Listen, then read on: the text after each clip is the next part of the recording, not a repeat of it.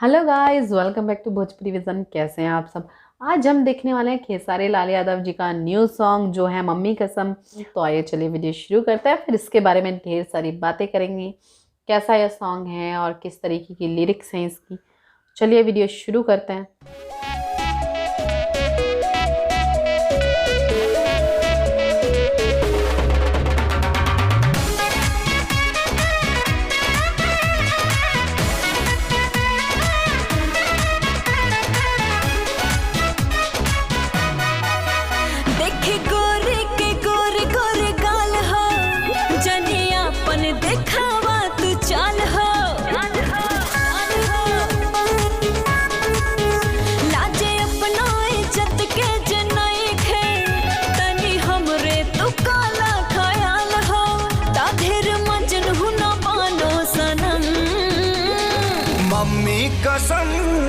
Mummy कसम एगो चुमा के बाद कुछ करब ना हम।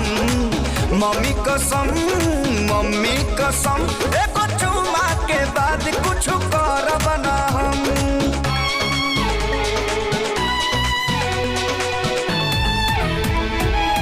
अकेला शॉट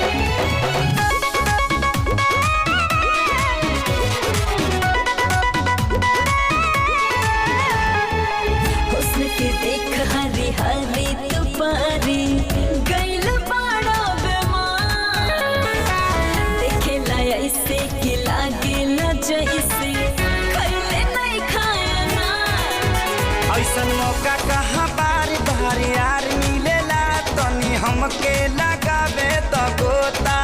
हाँ देखी कली का चनार मन भवरा हमार छछने बारा दास नहीं होता।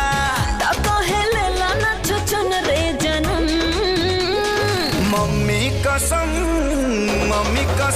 एगो चुमा के बाद कुछ करब ना हम। मम्मी कसम एगो चुमा के बाद कुछ करब ना हम।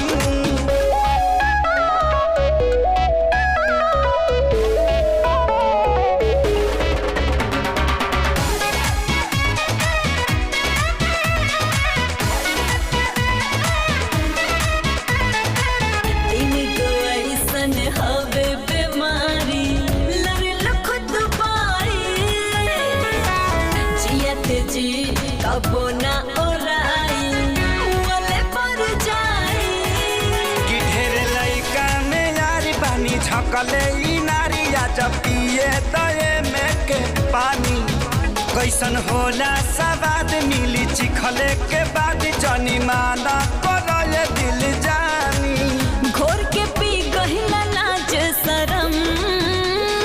मम्मी कसम